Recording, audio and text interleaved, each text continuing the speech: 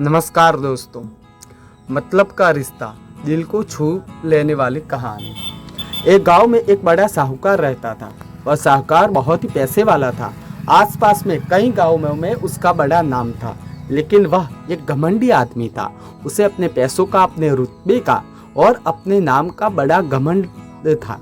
वह अपने नाम को बनाए रखने के लिए बहुत ही ज़्यादा सोचता था और बिना किसी के भावनाओं की कद्र किए वो सब करता था जो उसे अच्छा लगता था कि करना चाहिए। परंतु इतने अमीर और धन दौलत के होने के बाद भी साहूकार के मन में अंदर से खुशी नहीं थी, क्योंकि उसके इस धन संपदा को कोई भोगने वाला संतान न था। साहूकार का कई साल के बाद एक संतान की प्राप्ति हुई थी। साहूकार ने अपने इस खुशी को मनाने के लिए अपने घर पर एक बहुत बड़ा कार्यक्रम रखा, जिसमें उसने आसपास के गांव के सभी श्रीमंत लोगों को और सिर्फ ऐसे रिश्तेदारों को जो पैसे वाले थे बुलाया था। वहीं पास में गांव में साहूकार की खुद की सगी बहन भी रहती थी, परंतु इन दिनों उसकी बहन की आर्थिक परिस्थिति कुछ अच्छी नहीं थी, इसलिए उसने अपनी सगी बहन तक को इस कार्यक्रम में नहीं बुलाया था। इस साहूकार ने जिस कार्यक्रम का आयोजन किया था वह इतना भव्य था कि इस कार्यक्रम की चर्चाएं आसपास के हर गांव में होने लगी, और इसके अलावा इस कार्यक्रम में इतने प्रसिद्ध और श्रीमंत लोग आने वाले थे कि इस खबर उस साहूकार की बहन तक भी पहुंच गई। बहन को जब ये पता चला कि उसके भाई को आखिरकार संतान सुख प्राप्त हुआ तो उसे बहुत ही खुशी हुई। बहन ने सोचा कि शायद भाई गलती से इसे इस बारे में बताना भूल गया होगा और अपनों को भला कोई न्योता देता है क्या। भोली बहन ने अपने भाई के यहाँ उस कार्यक्रम में जाने की तैयारियां शुरू कर दी। जिस दिन वह कार्यक्रम था उसी दिन बहन सुबह ही अपने भाई के घर जाने के लिए निकल पड़ी।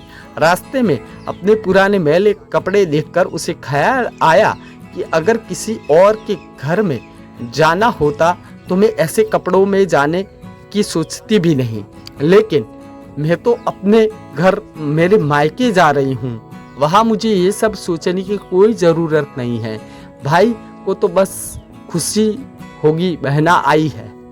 जैसे ही वह अपने मायके पहुंची, वहाँ का भव्य आयोजन देखकर वह बहुत ही खुश हो गई और अपने भाई को बहुत ही गर्व हो रहा था। जहाँ पर वह जल्दी से जल्दी अपने भाई को मिलकर उसकी खुशी में शामिल होना चाहती थी, वह तुरंत सीढ़ियाँ चढ़कर घर के अंदर प्रवेश कर गई। उसने देखा कि उसका भाई मेहमान के तौर पर आए सभी धनाढ्य, अमीर और नामी गिरामी लोगों का स्वागत करने में व्यस्त है।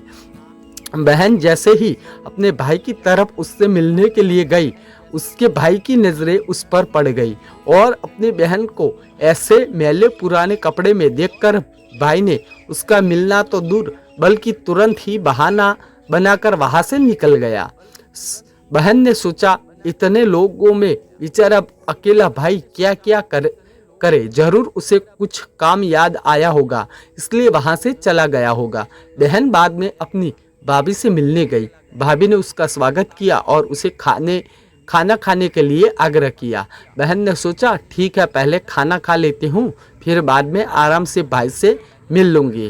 बहन खाना खाने के लिए पंगत में बैठ गई। साहूकार भाई ने देखा कि अपनी सभी धनवान मेहमानों के बीच उसकी गरीब बहन बैठी हुई, सभी कीमती पोशाक पहने लोगों के बीच उसकी बहन जो पुराने मैले कपड़ों पहनकर बैठी थी, यह साहूकार से देखा नहीं गया।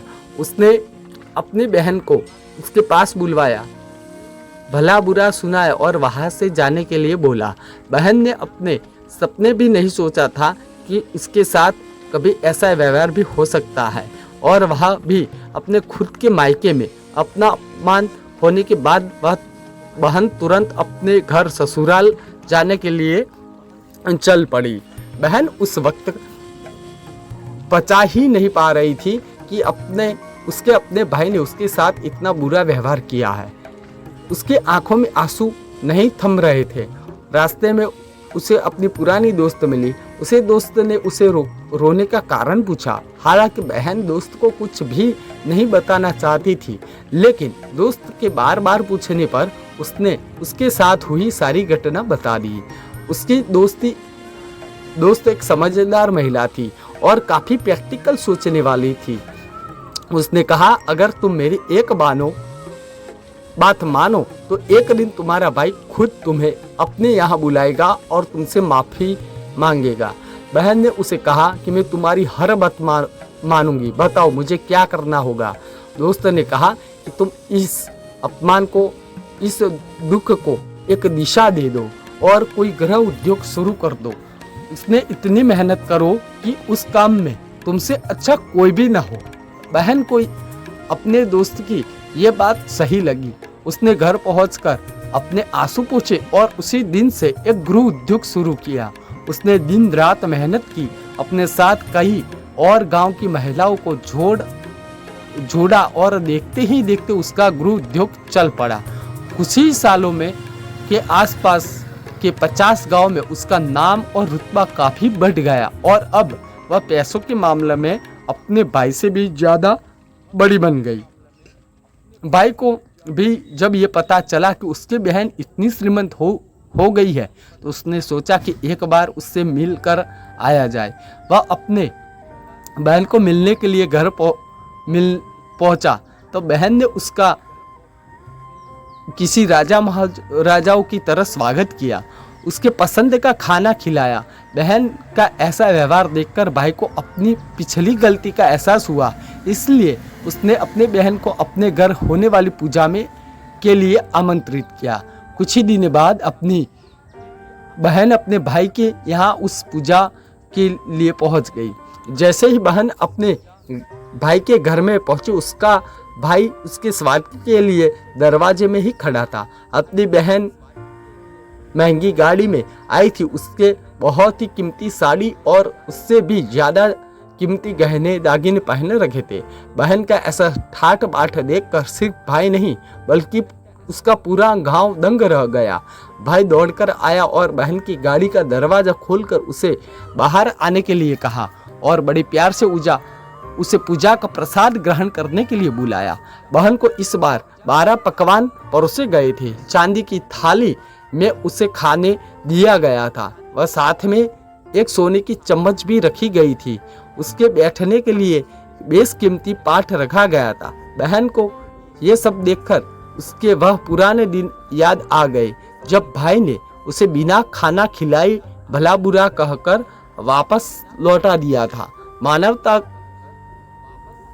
बहन खाना खाने के लिए तो नहीं बैठी, लेकिन उसने अपने सारे कीमती दागिने और जेवर उतारकर उस थाली में के सामने रख दिए और खाने में से कुछ निवाले उन दागिनों पर रख दिए। बहन का ऐसा व्यवहार देखकर सभी हैरान थे। किसी को नहीं समझ में आ रहा था कि बहन ऐसा क्यों कर रही है, आखिर वह क्यों उन जेवरों को खाना खिला रही है। जब सभी ने उससे पूछा कि वह ऐसा क्यों कर रही है, तब बहन ने सबके सामने बताया कि आज जिसका इतना मान सम्मान हो रहा है वह दरअसल उसका नहीं, इसके इन्हीं कीमती दागिनों और कपड़ों का हो रहा है, क्योंकि मैं तो अभी भी वही पुरानी साहूकार की बहन ही हूँ, मगर कुछ बदला है तो मेरी परिस्थिति है, मेरे कपड़े और गहने हैं। भाई ने अपनी गलती का एहसास होने पर कई बार अपने बहन के पैर पकड़कर माफी मांगी। बहन जो पहले से अपने भाई से निस्वार्थ प्रेम करती थी, उसने अपने भाई को माफ कर दिया और उसे गले से लगा दिया। दोस्तों, पैसे सिर्फ हमारे जीवन का सरल बनाने के लिए हैं, जबकि रिश्ते जीवन में मिली किसी वरदान की तरह है।